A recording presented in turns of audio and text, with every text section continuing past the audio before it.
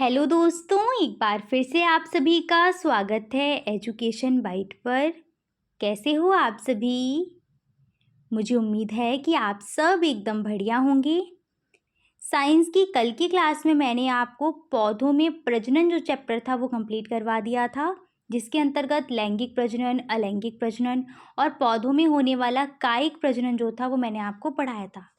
आज की क्लास में मैं आपका साइंस का नेक्स्ट चैप्टर स्टार्ट कर रही हूँ, जो है भौतिक मापन। तो आप लोग फटाफट से क्लास को अपने दोस्तों के साथ शेयर कर दीजिएगा और सभी लोग जुड़ जाइए। भौतिक मापन में सबसे पहले हम देखेंगे कि मापन किसे कहते हैं। मापन क्या होता है? तो किसी भी भौतिक राशि का परिमाण संख्याओं में व्यक्त करना ही कहलाता है मापन। जैसे कि मेरे पास एक लंबी छड़ है, इस छड़ की जो लंबाई है इसको संख्याओं में व्यक्त करना ही क्या है? मापन। जैसे 2 मीटर की है या 3 मीटर की, तो हमने इसको माप कर ही तो व्यक्त किया, यही क्या है? मापन है। इसी प्रकार से एक बोरी है जिसमें क्या है, हमारे पास चावल है या फिर चीनी है, 3 किलो या 4 किलो जो भी है, तो उसको हमने क्या किया, उसका वेट वज़न क्या है, माप करके उसको परिमाण को जो है वो संख्या में व्यक्त किया, यही कहलाता है मापन। ठीक है, उसकी नाप-तौल करना। आगे आते हैं राशियाँ। राशियाँ जो हैं वो 2 प्रकार की होती हैं, मूल राशि और व्युत्पन्न राशि। मूल राशियाँ क्या होती हैं? तो मूल राशियाँ ऐसी भौतिक राशियाँ होती हैं जो स्वतंत्र होती हैं, अर्थात जिनको व्यक्त करने के लिए किसी दूसरी राशि की आवश्यकता नहीं पड़ती है, वो कहलाती हैं मूल राशियाँ। जैसे कि लंबाई, लंबाई को व्यक्त करने के लिए किसी और की ज़रूरत नहीं है, सिर्फ लंबाई की ही ज़रूरत है। द्रव्यमान, इसी प्रकार से समय हो गया, इनको व्यक्त करने के लिए किसी अन्य राशि की आवश्यकता नहीं पड़ती, तो ये कहलाती हैं मूल राशियाँ। व्युत्पन्न राशियाँ वे राशियाँ होती हैं जिनको मूल राशियों की सहायता से ही उत्पन्न किया जाता है। इनकी व्युत्पत्ति या उत्पत्ति ही किससे होती है? मूल राशियों से होती है, इसीलिए ये कहलाती हैं व्युत्पन्न राशियाँ। ठीक है, जैसे कि हो गया क्षेत्रफल। क्षेत्रफल का सूत्र सभी को याद है कि नहीं है? क्षेत्रफल का सूत्र होता है लंबाई गुणा चौड़ाई। चौड़ाई भी एक तरीके की आपकी क्या है? किसी चीज़ की माप ही तो है, लेंथ ही आप बोल सकते हो। तो जो क्षेत्रफल बन रहा है वो किससे बन रहा है? मूल राशियों से इसकी उत्पत्ति हो रही है, इसलिए ये क्या है? एक व्युत्पन्न राशि है। इसी प्रकार से आयतन, आयतन का सूत्र क्या होता है? L into B into H. इसकी भी उत्पत्ति किन से हो रही है? मूल राशियों से हो रही है कहीं ना कहीं, तो ये भी क्या है? एक व्युत्पन्न राशि है। इसी प्रकार से बल, बल का सूत्र होता है ma। यहाँ पर m तो द्रव्यमान है और a होता है त्वरण। त्वरण जो है, त्वरण खुद एक व्युत्पन्न राशि है। तो इसी प्रकार से व्युत्पन्न राशियाँ क्या है, समझ में आ गया? जिनकी उत्पत्ति किसी दूसरी राशि से हुई है, मूल राशियों से हुई है, 2-3 मूल राशियाँ मिलकर के इनको बनाती हैं, वो कहलाती हैं व्युत्पन्न राशियाँ। इसके बाद आते हैं मात्रकों पर। मात्रक क्या होते हैं?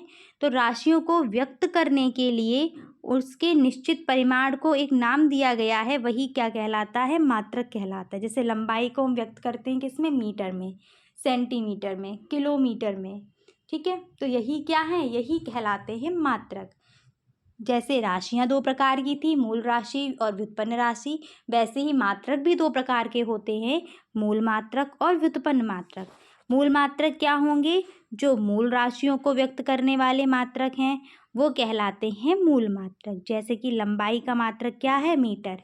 ऐसे ही समय का मात्रक क्या होता है? सेकेंड। द्रव्यमान का मात्रक क्या होता है? किलोग्राम। ठीक है, व्युत्पन्न मात्रक क्या हैं? तो व्युत्पन्न राशियों को व्यक्त करने वाले मात्रक क्या कहलाते हैं? व्युत्पन्न मात्रक कहलाते हैं। जैसे कि क्षेत्रफल का मात्रक होगा मीटर स्क्वायर, स्क्वायर लगा लेना।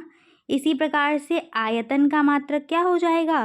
Metre cube. तो ये क्या है? ये मीटर क्यूब और मीटर स्क्वायर व्युत्पन्न मात्रक हैं। अब आते हैं मूल राशि और मूल मात्रकों पर। तो आपकी 7 मूल राशियां दी गई हैं और उन्हीं के 7 मूल मात्रक दिए गए हैं। कौन कौन सी मूल राशियां हैं? तो पहली है लंबाई, दूसरा द्रव्यमान, तीसरा समय, चौथा ताप, पांचवा विद्युत धारा, छठा ज्योति तीव्रता और सातवां पदार्थ की मात्रा। 5 मूल राशियां हैं, कौन कौन सी? लंबाई, द्रव्यमान, समय, ताप, विद्युत धारा, ज्योति तीव्रता और पदार्थ की मात्रा। इन मूल राशियों के मूल मात्रक देख लीजिए। लंबाई का होता है मीटर, द्रव्यमान का किलोग्राम, समय का सेकेंड, ताप का केल्विन, विद्युत धारा का एम्पियर, ज्योति तीव्रता का कैंडेला, पदार्थ की मात्रा का मोल।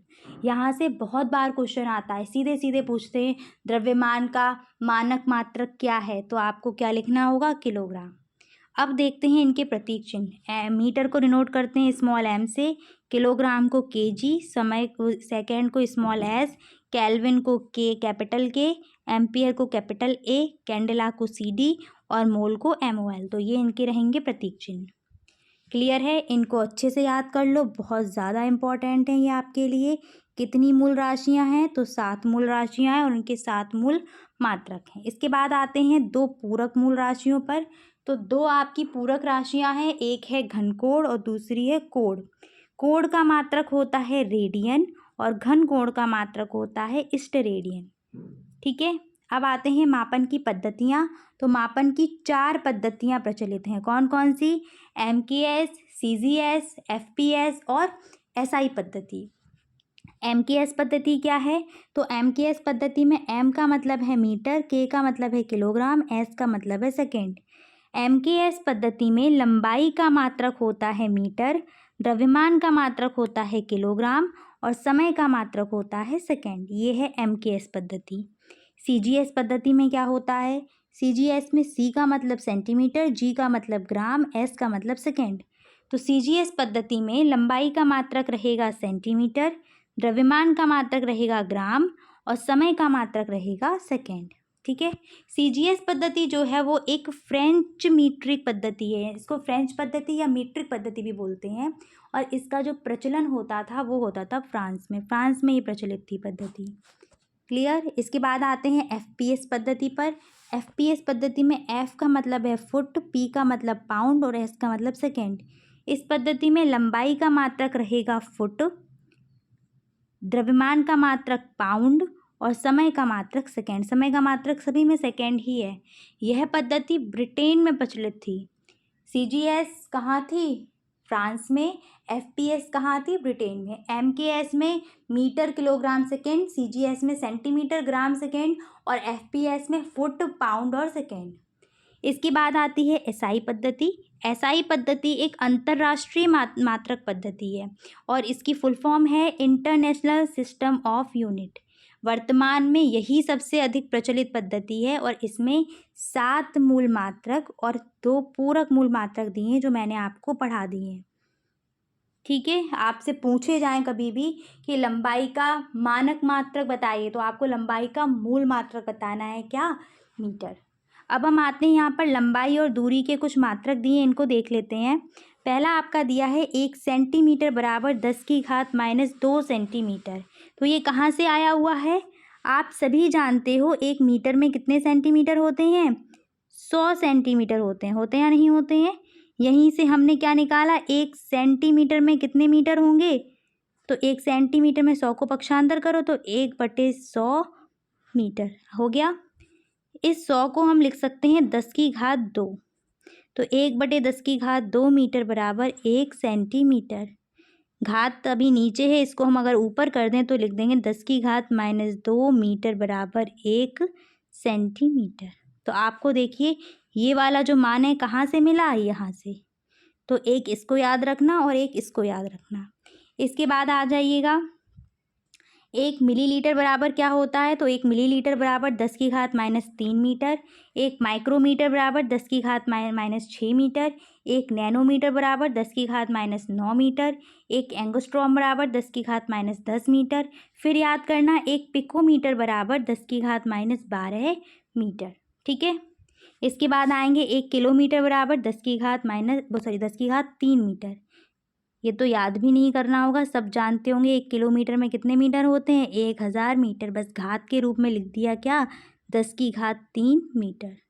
रिवीजन करते हैं एक बार। सबसे ज़्यादा इसमें इम्पॉर्टेंट आपका रहेगा माइक्रोमीटर और पिकोमीटर। इनसे क्वेश्चन पूछा भी गया है एक बार। रिवीजन करेंगे। 1 सेंटीमीटर में क्या होगा, 10 की घात -2 मीटर होता है। 1 मिलीमीटर में 10 की घात -3 मीटर। 1 माइक्रोमीटर में 10 की घात -6 मीटर। 1 नैनोमीटर में 10 की घात -9 मीटर। 1 एंगस्ट्रॉम में 10 की घात -10 मीटर। 1 किलोमीटर में 10 की घात 3 मीटर और 1 पिकोमीटर में 10 की घात -12 मीटर। 1 मीटर में कितने सेंटीमीटर, तो 100 सेंटीमीटर। और 1 सेंटीमीटर में कितने मिलीमीटर होते हैं, तो 10 मिलीमीटर होते हैं। ठीक है, चलिएगा इसके बाद आते हैं एक प्रकाश वर्ष में कितने मीटर होंगे, तो 9.46 गुणा 10 की घात 15 मीटर। इसके बाद एक पारसेक में कितने प्रकाश वर्ष होते हैं, तो 3.26 प्रकाश वर्ष होते हैं।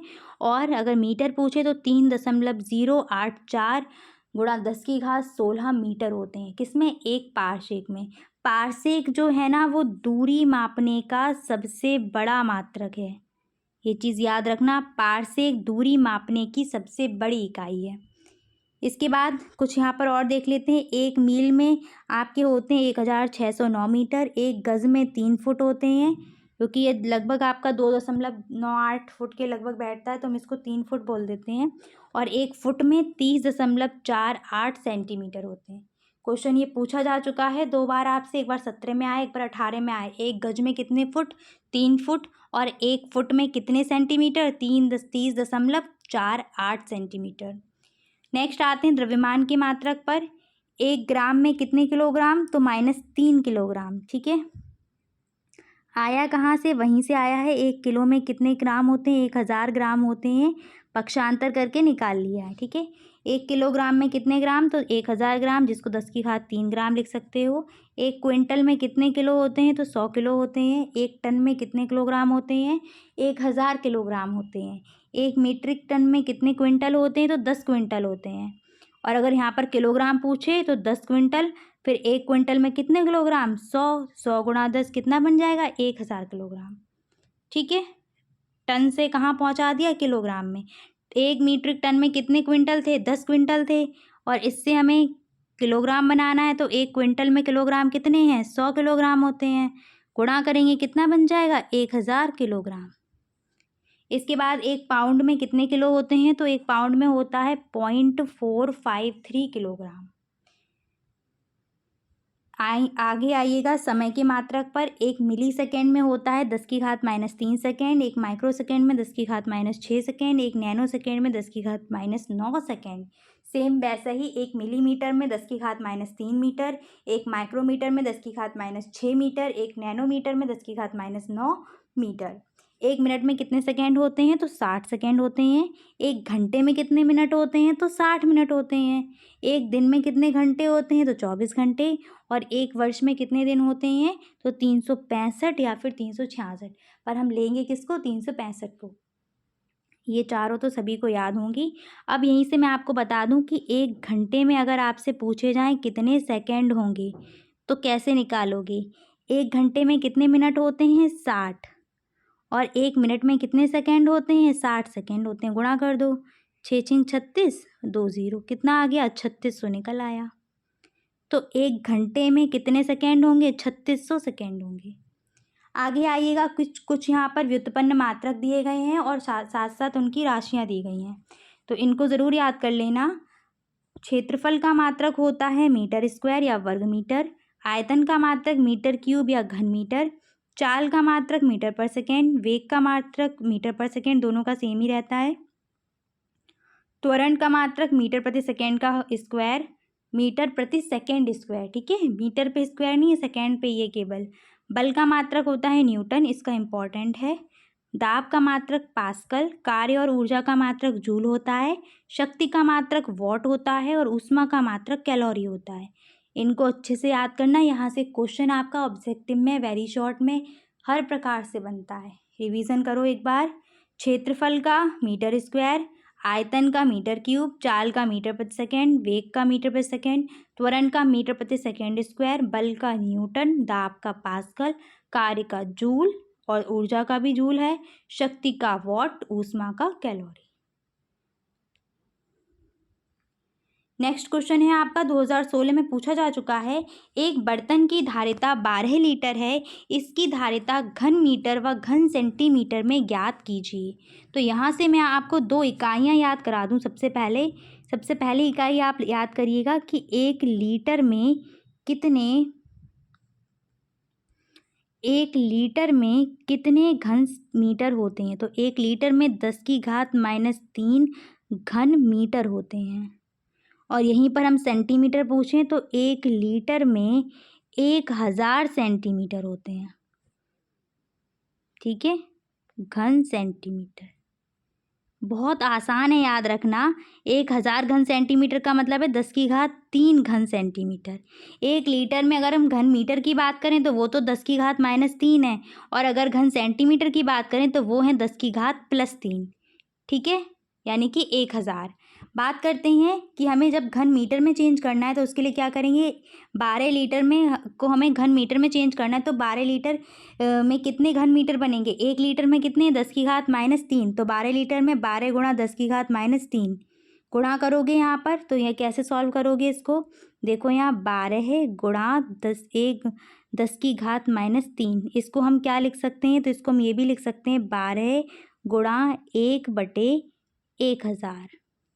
1000 का भाग दोगे, नीचे 3 जीरो हैं, ऊपर 3 अंक बाद दशमलव लगाओगे तो 12 1 0 यहाँ लगेगा, फिर दशमलव, तो 0.012 निकल आया।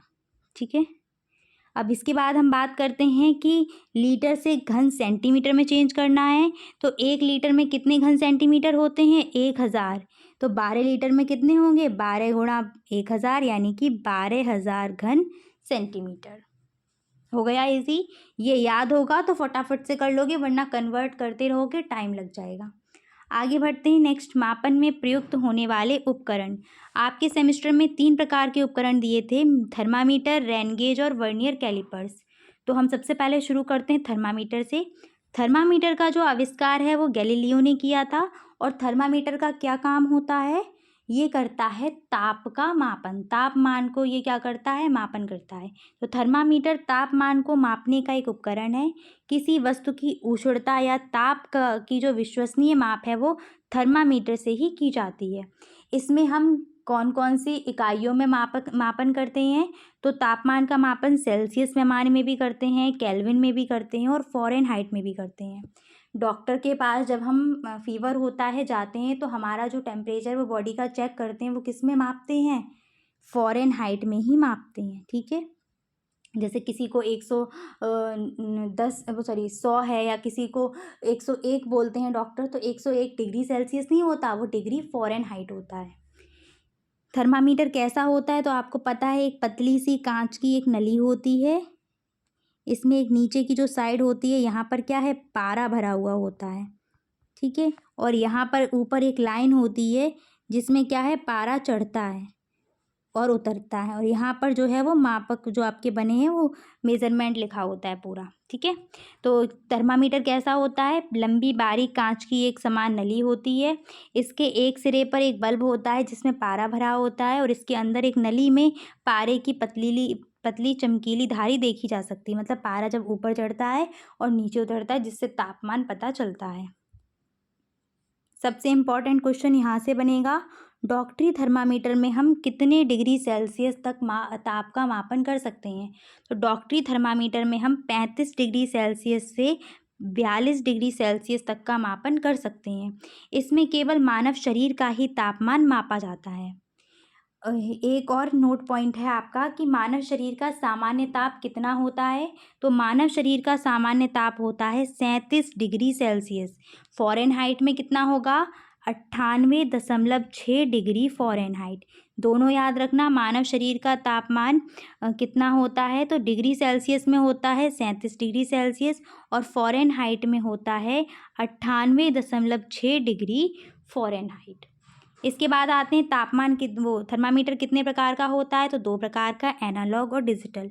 डिजिटल में क्या है कि उसमें खुद ही जैसे टेम्परेचर वो माप लेगा, वैसी आवाज़ करना शुरू कर देता है, जैसे कि आजकल आपने देखे होंगे डॉक्टर के पास उपस्थित होते हैं डिजिटल थर्मामीटर। इसके बाद आते हैं वर्नियर कैलिपर्स पर। वर्नियर कैलिपर्स का यूज़ क्यों करते हैं हम? तो उससे पहले समझिएगा साधारण पैमाने को। हमारा जो नॉर्मल स्केल होता है ना, जिससे हम लाइन खींचते हैं, इस स्केल में क्या होता है, 0 फिर 1 फिर 2 इस प्रकार से लिखे होते हैं। 0 से लेकर 1 तक के बीच में कितने पार्ट किए जाते हैं? लगभग 10 पार्ट करते हैं ये। 10 पार्ट यानी कि 10 भाग होते हैं। तो अगर आप देखें, अगर आपको सबसे ज़्यादा शुद्ध मापन करना हो, सबसे सूक्ष्म मापन करना हो सेंटीमीटर वाले पैमाने पर जो आपका होता है स्केल, तो उसमें आप कितना माप सकते हैं? लगभग 0.1 सेंटीमीटर तक का मापन कर सकते हैं।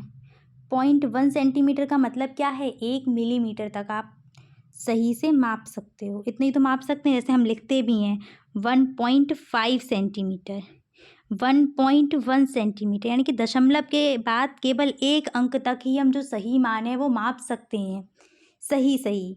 इसके बाद हम सटीक मापन नहीं कर सकते हैं। तो साधारण पैमाने से 1 मिलीमीटर अथवा 0.1 सेंटीमीटर तक की दूरी को ही यथार्थता यानी कि सही तरीके से माप सकते हैं। इससे भी अगर छोटी दूरी आपको मापनी है तो हम यूज़ करते हैं वर्नियर कैलिपर्स का। आया समझ में? हमारे पास ये रहा स्केल। इस स्केल में यहाँ पर 0 था, उसके बाद छोटे छोटे कॉलम बने होते हैं 10, उसके बाद होता है 1।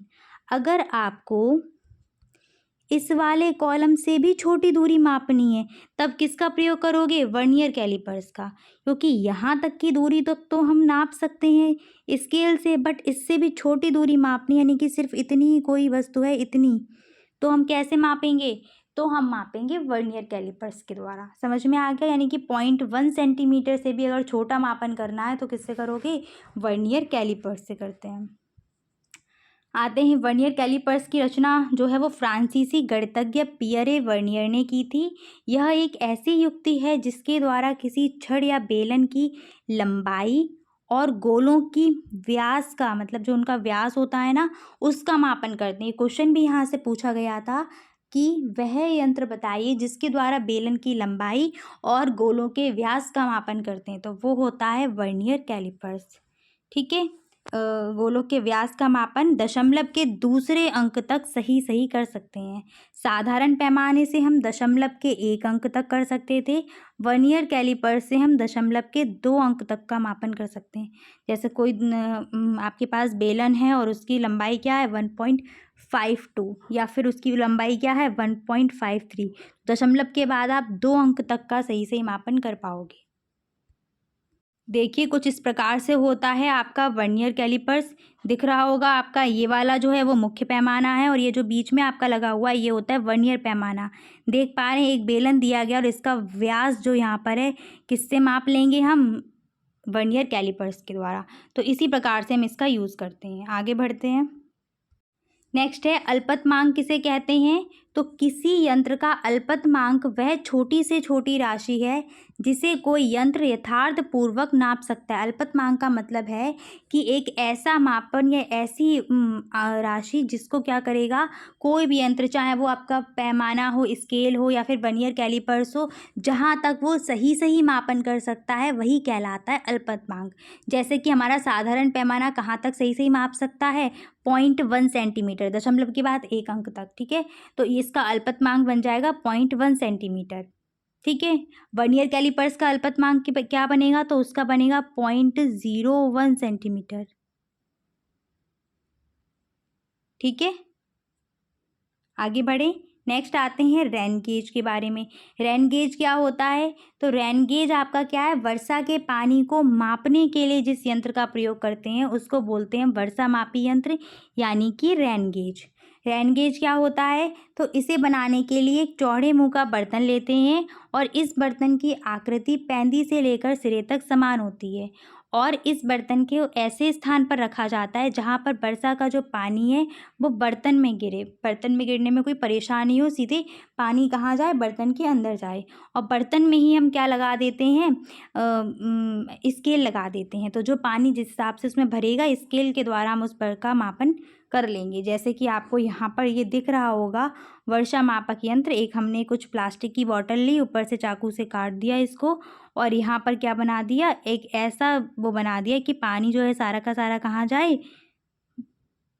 इसके अंदर जाए, किसके, बर्तन के अंदर। और इसी में हम एक स्केल क्या है वो लगा देते हैं और पानी की मात्रा को क्या करते हैं, पैमाने के द्वारा मापते हैं। तो ये होता है वर्षा मापक यंत्र, जो घरों में भी हम बना सकते हैं आसानी से। इसे बनाने के लिए किस किस चीज़ की आवश्यकता पड़ेगी, तो प्लास्टिक की बॉटल की, रबर की, छल्ला, स्केल इत्यादि की आवश्यकता पड़ेगी। यहीं पर मैं आपको एक चीज़ और बता दूं, आपके सेमेस्टर में लास्ट ईयर क्वेश्चन आया था रेन वाटर हार्वेस्टिंग का। रेन वाटर हार्वेस्टिंग क्या होती है, तो इसका मतलब है वर्षा के पानी का संचयन करना, यानी कि वर्षा के पानी को एकत्रित करना, वर्षा के जल को इकट्ठा करना। चाहे वो आप छतों पर टैंक बनवा लें या फिर अपने घर के बाहर कहीं टैंक या कोई टंकी, कोई जलाशय बनवा लें और बाद में उस पानी का यूज़ अपने बागवानी में या खेतों में, जहाँ भी चाहें, वैसे दैनिक यूज़ में भी आप उसका यूज़ कर सकते हो। तो वो कहलाता है रेन वाटर हार्वेस्टिंग। ठीक है। क्षेत्रफल के मुख्य मात्रक देख लीजिएगा। 1 हेक्टेयर बराबर होता है 2.47 एकड़। 1 एकड़ बराबर होता है 4047 वर्ग मीटर और 1 वर्ग फुट बराबर होता है 0.09 वर्ग मीटर। इसमें एकड़ बहुत इंपॉर्टेंट है और हेक्टेयर। इसके बाद आते हैं कुछ इंपॉर्टेंट पॉइंट। द्रव्यमान का जो लंबाई का मात्रक होता है मीटर, मूल मात्रक या मानक मात्रक। द्रव्यमान का मानक मात्रक होता है किलोग्राम और समय का मानक मात्रक होता है सेकेंड। क्षेत्रफल का मात्रक क्या होता है, तो इसका होता है मीटर स्क्वायर या फिर वर्ग मीटर। आयतन का भी यहीं पर नोट कर लो, आयतन का क्या होता है, मीटर क्यूब। इसके बाद बल का मात्रक ज़रूर याद रखना, क्या होता है, न्यूटन। और 2 इकाइयाँ जो आज मैंने आपको लिखाई हैं, 1 लीटर बराबर 10⁻³ घन मीटर और 1 लीटर बराबर 10⁻³ घन सेंटीमीटर। क्लियर है। चलिए इतना ही रखती हूँ, फिर आज मिलूँगी आपकी नेक्स्ट क्लास में। Thanks for watching and please like, share and subscribe my channel. Bye bye, take care.